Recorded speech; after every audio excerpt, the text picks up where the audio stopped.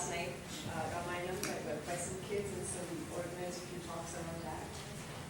Nilesh ji helps individuals become aware of the deep antiquity of Indian civilization so that they truly comprehend, present or defend the grand narrative of Bharat, unlike most other Indic researchers, because he builds it through scientific acumen and logical reasoning. He's the author of When Did the Mahabharata War Happen? The Mystery of Arundhati, the historic drama which I have read, and now most recently Bhishma Nirvana and Astronomy Poison Pill, where he freshly evaluated astronomy observations of the Mahabharata and the Ramayana. His work led to the validation of 5561 BCE as the year of the Mahabharata War and 12,209 BCE as the year of the Rama-Ravana Yuddha. This is why I didn't memorize, these numbers are important. His first book was nominated for the Nakatos Award? Imre Lakatos Award, that is given by London School of Economics. I didn't get the award. I was nominated. Usually the nomination comes from some unknown professors. I mean, you cannot start it. Like, they have to do it if they feel it. Wow. And they have to be established in their profession in order to even nominate. Sure. So to this day, I don't know who nominated me. By the London School of Economics for a contribution to the philosophy of science. So he researches in astronomy, archaeology, anthropology, geology, genetics, paleontology, ancient narratives, and philosophy. Anything else? Nilesh writes on ancient Indian history through his blog at nileshope.wordpress.com. He's been working on this chronology research for the last 25 years, and that's his area of expertise, dating the Ramayana and the Mahabharata. Please welcome. Thank you.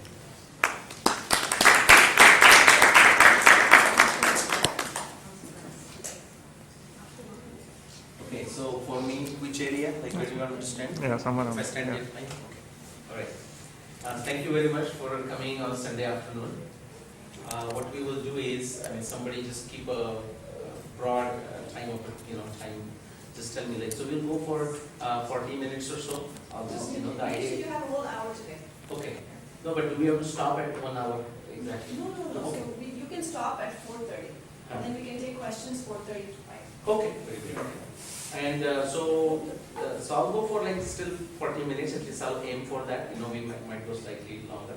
And my hope is that, I use those 40 minutes to cover some of my research with you, in some ways to provoke you. Okay? So like hopefully that startles you in some ways. Okay, well that's not my understanding of it. I mean, or that's not what I heard, or that's not what I know. Okay? And then hopefully that creates this discussion, and then we'll have some good time. I find the question and answer is the best part, but you need to give some preamble to do this. The topic, if there's a presentation, you need a subject, and you need a presenter, and you need an audience. We have got all of that, right? You are there, I'm here, the laptop is working. So Valmiki Ramayana, why study the antiquated poem? Now everyone knows Valmiki Ramayana is known as the Adi Kavya. How many have heard that? It's also a Arsha Kavya. Same thing with the Mahabharata also, it's a Arsha Kavya. It's called Arsha Kavya. Now what does that do? The idea behind that is that it has captured a certain chapter of the history of Indian civilization. Just like Iliad Odyssey, when you look at the Greek book. It has captured a certain historical moment of our history. And what is the idea? It captures the material, social, historical, chronological, spiritual, all different aspects of it to energize us. Okay? The idea is to excite us. The idea is to give us some rudder, as a reference point. And that's why it is called a Arsha Kavya. It has everything. Mahabharata has a verse that says there is very little that is not included in Mahabharata. Okay, so if you come across something, and actually you have to read Mahabharata to believe it. Okay, you just find it amazing that as to I never thought why would Mahabharata would have this. It has it, it literally it doesn't matter what subject. Okay, go to the next one. So 3 points. Now when I talk and my wife always complains, I just go, I'm a master digresser. Okay. Now when she says that, I also tell her, how many of you have heard the name Joseph Campbell? or Joe Campbell, okay? And one of his famous quote, he says, the great teachers are master digressors, if you have heard that. So I always make her listen to that, I said, okay, well, I may be master digressor, but I have something else too, Okay. So 3 points. If you forget everything else, I don't want you to, but if you forget 3 points, I want you to at least take away from this, that the Ramayana, okay, based on my research, and I'll briefly refer to that, but then we'll get into some other aspects. It is, what I showed is I looked at every single astronomy observation from Valmiki Ramayana. It's 24,000 verses. There are around 600 specific observations that I found. Observations like evidence, reference, descriptions.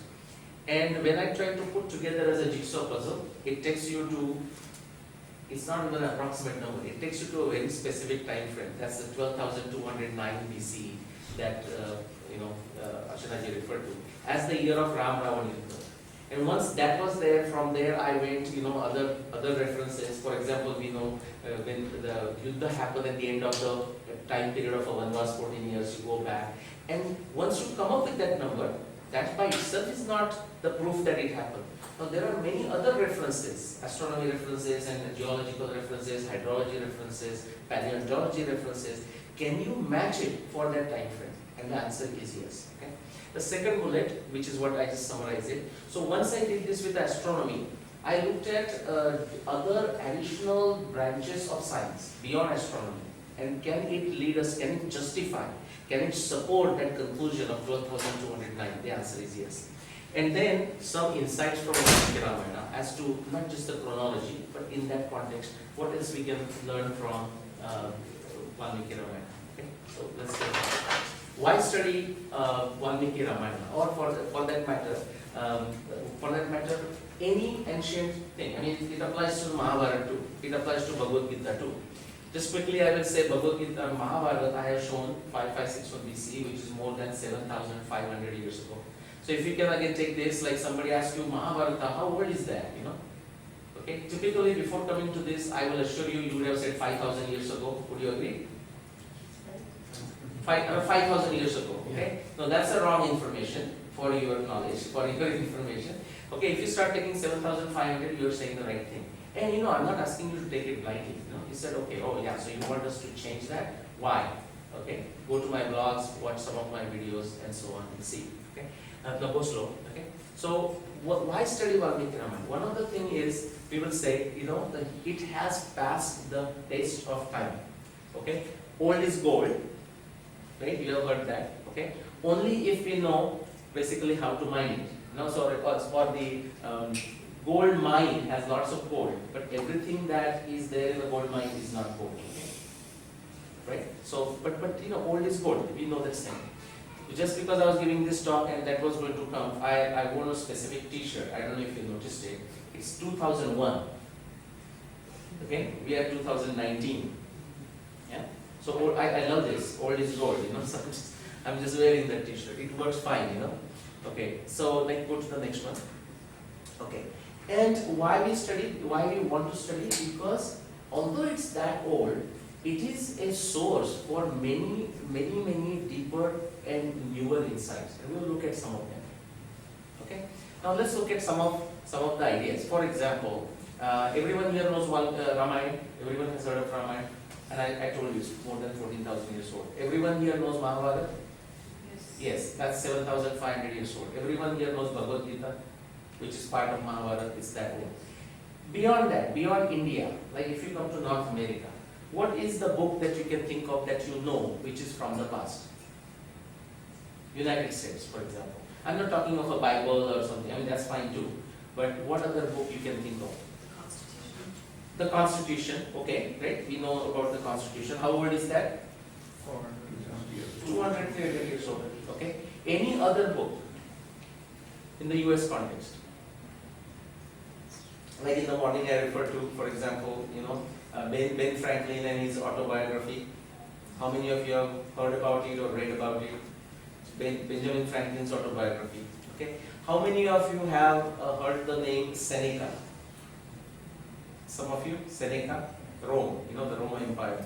And that was 2,000 years ago. Now there is one wonderful book, ask every one of you to read it, has a connection with the Bhagavad Gita. One of the book of Seneca is Letters from a Stoic. Like Stoic in the sense of Sthita Prajna. The Sthita Prajna of the second chapter of Bhagavad Gita. It's an amazing book. Okay? Now that's a 2000-year-old book. I mean, he did not write it as a book. He wrote letters to his friends. Either they were in the prison or he was in the prison. Okay? In a very, very tough situation. And you look at his, the mental state, and it's truly amazing. Like at one place he says, somebody, he's being tortured or his friend is being tortured. He says, okay, so what are they going to do? Put additional metal shackles around your wrist and around your legs and so on, and then what? So what he's saying is they can physically torture you, but they cannot take your mind. Okay? I mean, you can see that same attitude that is basically shown in the second chapter of Bhagavad Gita. So we can get this. Now what the point I'm saying is, there are so many books. I mean, just talking of books are written from that time. I mean, and some of them have survived too. But we don't know many of these.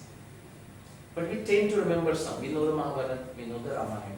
Okay? We know, some of you those know, like Ben Franklin, I just took, that's like from 200, 300 years ago.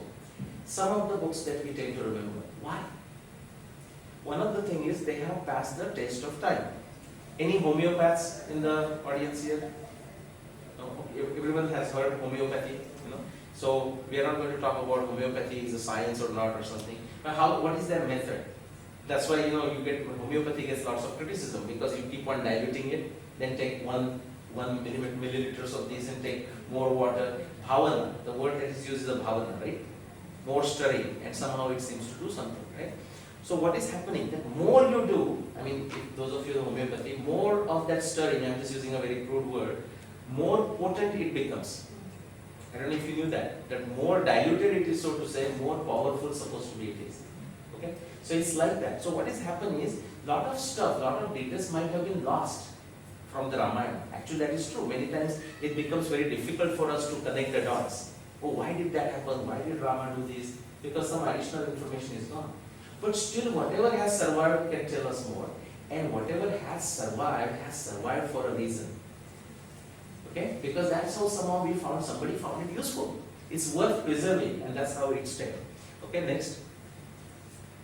Okay, so the Ramayana, we are going to talk about Ramayana, but things like these Arsha Kavya, or I call it ancient Indian narratives, they becomes a great source for knowing about civilization, philosophy, dharmashastra, science, medicine, technology. In fact, I'm just coming back from another location where I gave a talk, and I think they recorded it, so it will come. The talk was Ancient Medicinal Sciences of India, 3 case studies. And I just talked about the 3 case studies like, prevention, cure, and patient management. Okay, that's this aspect. We get to know, and one of the case studies I discussed is from Ramayana, and I'll just briefly refer to that here. Okay, go next. Because it allows you to do the comparison. What was the life like in 14,000 years ago? And in all forms, administration, as a king, husband and wife. Now we fight. Were they fighting 14,000 years ago? Right? And so, that's not a good or bad thing, but at least we feel okay. Come on, what can I do? We are fighting for 14,000 years ago. Okay. So we can psychologically manage that. It's not just unique situation in my marriage, It happens in every house and it happens in time too. Okay. Is the concern of factual versus embellishment real? Okay. So what happens is this. Now we read this, or we more than likely reading, we hear about it. Oh, but this Ramayana has this big person, big description, 17 feet taller person, or somebody lived for 60,000 years, somebody ruled for 11,000 years. What do we make out of this? Okay, some of them are embellishments. Others are sometimes there are different types of errors because these are old texts. A lot of other errors enter it. For example, translation, transliteration, transposition, interpolation, right? The commentary. So they were writing on the birch leaves, birch wood, and so on and so forth. Somebody writes a commentary, we take notes in the books, right? So the other person takes some notes there while doing this. The next person who is copying it, he has no sense of which one is a note. He says, let me copy whatever I see. So something that is written as a note also becomes part of the text. Okay, so all these things have happened. So what we see is a mixture of something that is true, something that is false, something that we cannot decide whether it's true or false, and something that is a mixture of that we can objectively test, and there are something that are atarkiya, metaphysical. What does that mean? They are beyond science, and therefore I'm not asking you, and you shouldn't accept blindly. You can accept it in your subjective conviction. I don't have evidence, but okay, I want to do this, Suppose if I do breathing, yoga is well established, but if I do breathing, somebody says if you do this deep breathing 5 times, it helps you. Okay, as long as we feel confident that it's not going to destroy me in some ways, try it out and see if it helps. Okay, so some things we just take on a subjective conviction, everything cannot be tested. Next. Okay, and the proof is in the taste of the pudding. So some of the things that we can test, actually we are going to look at some of those. Next. And fearless and humble experiments are required, and that is what I did for 25 years. And I'm not the only one, I'm just a small guy, there are many other individuals who are doing it. But what do I find, like when Archanaji introduced me, and I wrote the introduction and of course gave it to her too. But I say the very unique way I want to distinguish myself is I'm saying because I do it in a way of scientific acumen and logical reasoning. Unlike all other, or unlike majority of the other Indic researchers, right? And so what is it? That means in a way the other Indic researchers should take offense with this, right? If they don't agree to it. It is there for that reason. I want them to take offense if they truly feel like that. What do you mean? So you are the only one with the scientific acumen and you are the only one with the logical reasoning. And I will say, well, maybe true, maybe false. Let's come and discuss. You understand? Like, how many of you have done fishing before? It's a hook.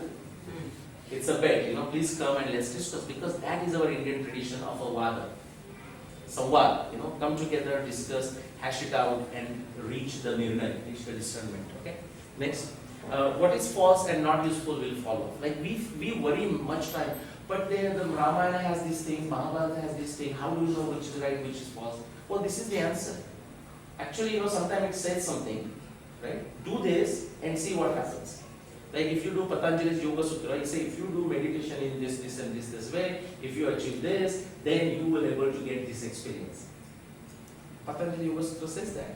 I mean, all kinds of things. And you say, is this really true? I mean, you can read that and you think I'm an expert and you can come and ask me. I'm not an expert of Patanjali Yoga Sutra in terms of experience because I'm not practicing it. But you can practice yourself and see where it takes you. Some things that is not useful will fall off. That's okay. Next. Alright. I don't know if you can read this. Let's fill this whole thing at this page. You can go a few more. What happens, when you will hear this, you read somewhere, and now if it is written in the Veda, we should trust it, we should accept it blindly. We shouldn't question it, not blindly, but we should not question it. That I don't know who says that. Many people say that. That is not the method. That is not the idea of Indian civilization. Indian civilization, if we talk about religion, is it a way of life? No, it is a religion in the sense of we have to say it's a religion or it's a dharma. And they don't understand dharma, so say religion. But the point is, our method, and this is from Srimad Bhagavad Purana, which is dedicated to bhakti, right? And in bhakti, like whatever the Guru is saying, you do it. It's not that idea. This is being told, this is Shukla Goswami of course writing, but it is told by Krishna to Uddhava. And what they is saying is, that is Shruti Pratyaksham Aitiyam Anumanam Chatushtayam Pramaneshu Anavastha Vikalpat Saviritya. Until you make a quadrangulation of these 4 things, Shruti, that like the Vedas or very authoritative literature, okay, Pratyaksha, like objective testing of that, whatever the claim is made, Aitiya, meaning the contextual knowledge, and bringing it together as an inference. Until you do that, you should not trust it. As a subjective conviction, you can take it and you start applying it. But somebody cannot force this on you. Somebody cannot insist that you must accept because it is written somewhere. That is just here. That is just only this portion. It is written somewhere. Okay, go to the next one. And okay, so this is the scientific framework that you see. For example, all the science that is being done. Let's take a Western science of last 500 years. Okay, So what, Michael Faraday, Maxwell, Newton, Einstein, Kepler, whatever, they are using this method, nothing different. Now the best proponent in the Western world, I would say, is Sir Karl Popper. He says triangle of explanation, prediction, testing in the context of a theory is in the context of background knowledge. If you go to the Yoga Patanjali that I just said, he says Pratyaksha, Anumana, Agamak Pramanani. As soon as we hear something Sanskrit, we say, okay, that must be something devotional. Pratyaksha, Anumana, Agamak Pramanani, that is nothing but this triangle in between. If you go to Nyaya Darshana, it's Pratyaksha, Anumana, Upamana, Shabda, Pramanani, nothing but this. Okay? And all the other additional principles of science are also there. For example, suppose I put forward a theory and I'll briefly describe that Ramayana or something. And you say, well, but do all these observations match for your theory? Is there something that does not match? Well, there are some observations that do not match. Oh no, is that a problem for a theory? Well, it's not a problem for a theory. Nyaya Darshana says that, modern science says that. Because every theory in modern science has its limitations. It doesn't explain everything. But it does a job better than any other theory. That's why we say Einstein is a great guy. Or Newton was a great guy. They were not perfect, but they were better. Their theory was better than others. Okay, next. Go to the next one. Okay, so we are going to look at the astronomy evidence.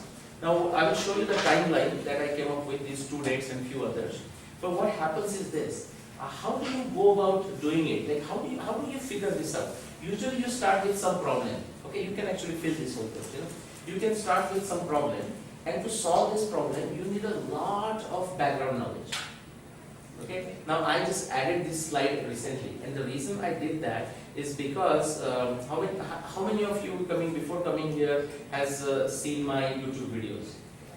1, 2. Thank you for quite a few names. Okay, the others, now you have got your homework cut out for you. Okay, so you go to YouTube, have a nice cup of coffee, freshly ground, okay. Just sit in front of computer, type my name, and you'll get hundreds of videos, from 3 minutes to 90 minutes, and have fun. So what happens when people start doing this? They get very excited. They say, this is a good work, and I want to do something. Is there a problem I can work on? Life is full of problems. There are so many things to take. But what happens is, then once they ask for a problem, and I used to do that. I'm doing this for now 10, 15 years. Especially after 2011. I say, okay, here is a thing to work on. Lunisolar calendar. Rohini Shakadabe, work on this, something like this. And then they say, in the morning I get this analogy. How many of you have watched Simpsons? The Simpsons? Okay? And in one episode, just to give you as a metaphor, Bart, wants to help his mom cook something in the kitchen. So, Mom, I want to help you. I want to make something. So she says, okay, make a cranberry sauce. So it's okay, what do I do?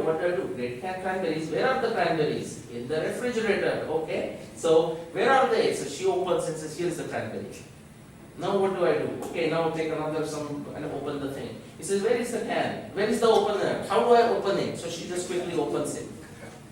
The metaphor I just said is for that reason. So once I give them a problem, then they say, now what do I do? Okay, so which book I should read? So I give them a book. Oh, this is in Sanskrit. Okay, so I'm like, okay, so do I have to read Sanskrit? No, go look for a translation. Which translation I should look for? I said, there are many translations. Read all of them. Oh my God. This slide I'm just showing you to make this point that this started as just some childhood. My mother asked me to read Bhagavad Gita, and that's where it started. I found something interesting there. It took me somewhere there, and you end up reading this. I'm just giving you as a big list to show you. All of this, whatever I have placed there, has helped me in solving some of the mysteries that I have done with whatever my research. It may look very irrelevant, like why the Bhagavad Gita will help me. I'll tell you that 5561 BC that I told you 7,500 years ago, from using the references from Bhagavad Gita, you can reach 6 millennium BC. Nakshatranam aham shashi, masanam margashirshoyam, rutunam kusumatara. These all, when you put it together like jigsaw puzzle, will take you to 6 millennium BC. Shiva Sahasranam. How many of you know Shiva Sahasranam exists in Mahabharata? Very good. I read Mahabharata 20 times and I did not know there was a Shiva Sahasranam in the Mahabharata. You can, because I am looking for only astronomy references, so when the Shiva Sahasranam comes, I said, why would I have to read that? Shiva Sahasranam has got astronomy references. The Nataraj, the description of Nataraj are there in the Shiva Sahasranam of Mahabharata. Like people from Tamil Nadu, I know some, but many other, how many are from Tamil Nadu, I mean, or Tamil background? You know that the Ardra festival, right? Arudra Darshanam, you will see the root of that in Mahabharata. In fact, that very Arudra Darshanam and connected with the Nataraj Chidambaram temple will also take you to the 6th millennium BC. Okay, you'll see that. I mean, there are papers. My co-researcher Rupa Bhatti has written a couple of papers on that. You know, Arudra Darshanam and why it connects to 6th millennium BC. Okay, and Mahabharata. Next. Okay, so quickly giving you a feedback what I did. So Valmiki Ramayana 24,000 verses, and you know when we think of a Vijnana Buddhi or scientific acumen, it has different steps. Just like when you cook, what do? Some things you do in a sequence, other things you do it together. Yeah, some things you fry, other things you cook. Yeah, so there are different things. You cannot, you cannot cook the things that you're supposed to fry, and vice versa. So there is a sequence. The first thing you need to do, if you are doing this, is to extract everything that is of interest to your purpose. So what was my purpose or prayojan is to see if I can determine the timing of Valmiki Ramayana using the evidence from the Valmiki Ramayana. Within that type of evidence, I decided to do on astronomy evidence. How did I decide to do on astronomy evidence? Because just out of curiosity, when I was reading, I saw many other people claiming that they have looked at astronomy evidence and they have come up with the date. I said, oh, that's exciting, let me read about them. Once I started reading, I started saying, well, but here is a problem, here is a problem. So I said, let me see if I can give it a try. That's how you come to a problem. Okay? So extract everything. So go next. Separation, that is one of the steps of Vijnana Buddhi or scientific acumen. So that's how I extracted 600 plus. Go next. Okay, and so when I just said I'm going to go fast through this, that I've written a book on it, the historic drama, there are many videos and blogs, 500 plus blog articles together on my work. That's the date I came across. And yeah, you can fill this. So there are two colors, in the references. One is sort of blue, another is yellow. Everyone can see that, although cannot read it. Yeah. So the blue one is like this. That gives you approximate range where the Mahabharata would have happened.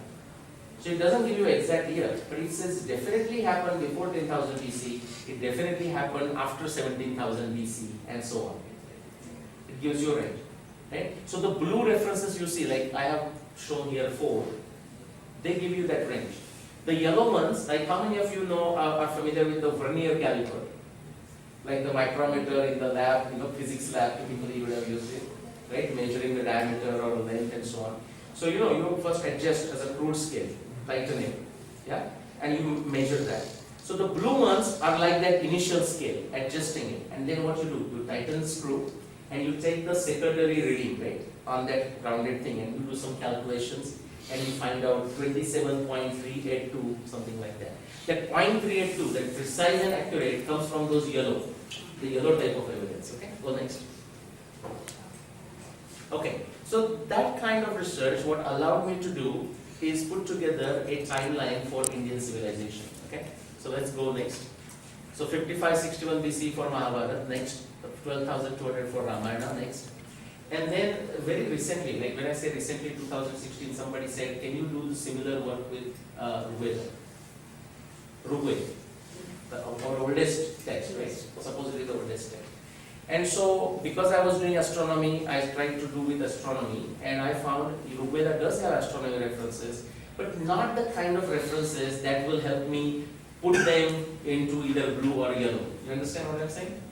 They didn't, the quality of that references is not such that it helped me to decide a certain time.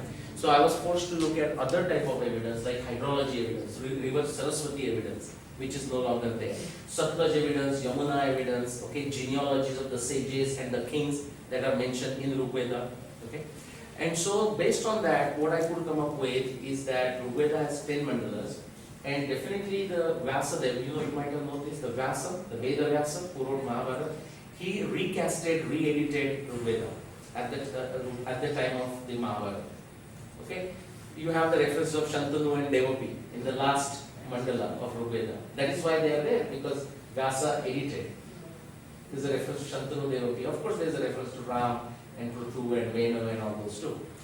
So that's why I put that. When you go back, the evidence tells you that definitely the portions of Rigveda, the oldest mandalas like 63742, are definitely older than 24,000 years. This is mostly based on the river Saraswati. Because Rigveda has the descriptions of river Saraswati in different forms. In the 10th mandala, it talks about river Saraswati as one of the rivers, but not the biggest river. Okay, this is 10.75, Nadi Sukta, the last mandala. But if you go back to the oldest one, 63742, these are oldest is not number one. Number one is oldest, but it's not like 1, 2, 3, 4. There's different sequence. No? You go to the oldest one, it is talking about the grand Saraswati. It says Saraswati is the grandest river of all the rivers. Nadi Tame, Ambi Tame, Devi Tame, Saraswati, Giribhya Samudra. It starts in high mountains and flows all the way to the ocean. And we don't have Saraswati anywhere. So when you look at the hydrology evidence and go backwards, you find that the grand Saraswati possibly started somewhere around 1 lakh years ago, 100,000 years ago. But it stopped being a grand Saraswati. We have a wonderful evidence, multiple evidence, that by 22,000 BC. So 24,000 years ago, it stopped being a grand Saraswati. So if it was flowing like this, 20, 22 kilometers wide, it became like a 4, 5 kilometers wide in that time frame. And then finally it just disappeared, dried up. Next. Okay. So that is based on 1,000 plus empirical observations from multiple different disciplines of science. Next. And go back for 1 second. And that I'm showing this slide, for the third time in last 4 days. But this one British consultant, he said, you know what? I mean, he likes my work. And he says, you may want to put a blip there for the timing of European Enlightenment. Okay, so I have heard European Enlightenment, but I didn't know the exact timing. I said, when did that start? He said, here. And he sent me those dates. Of course, you go to Wikipedia, you will find those. So I put it there. Okay.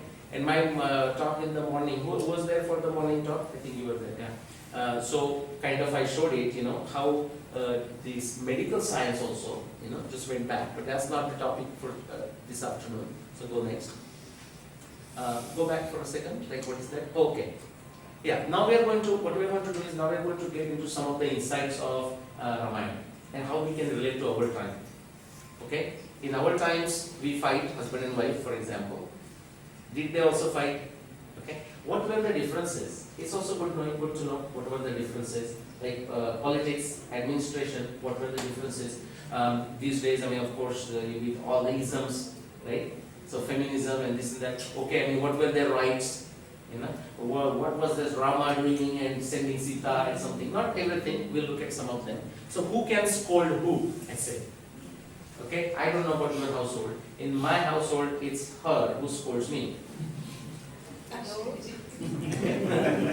Okay. That's a mix. So what happened 14,000 years ago? Go next one.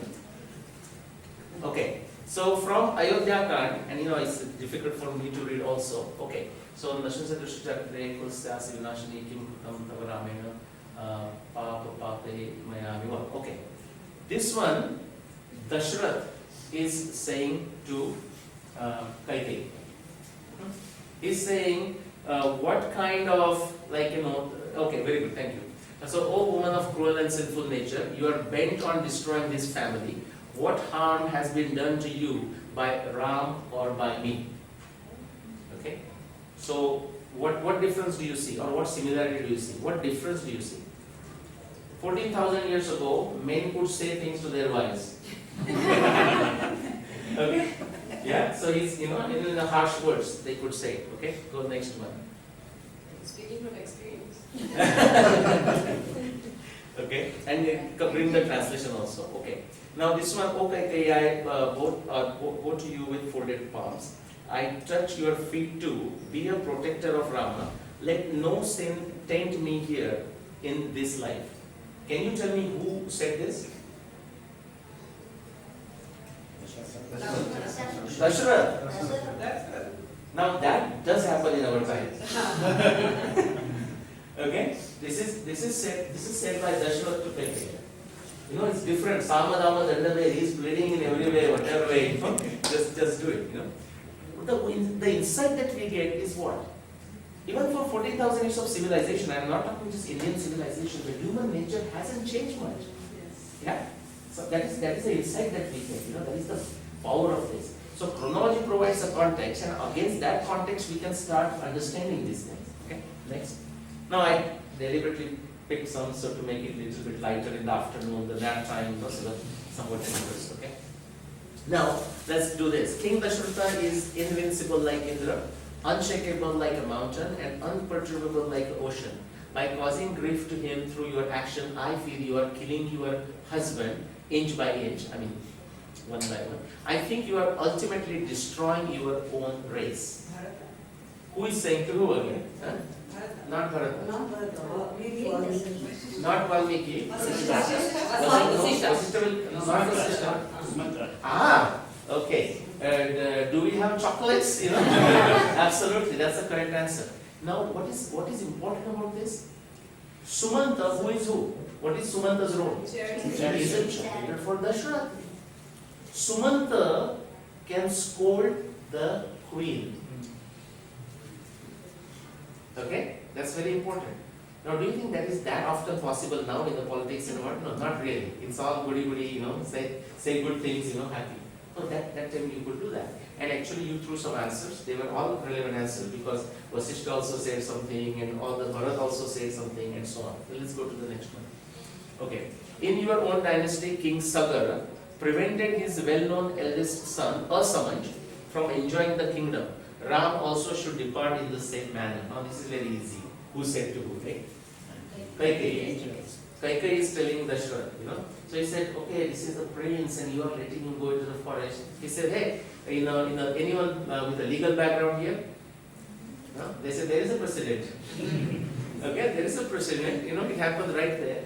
What does this teach you? Of course, the same thing and blah, blah, blah. But these people who are communicating, they are knowledgeable about their ancestry.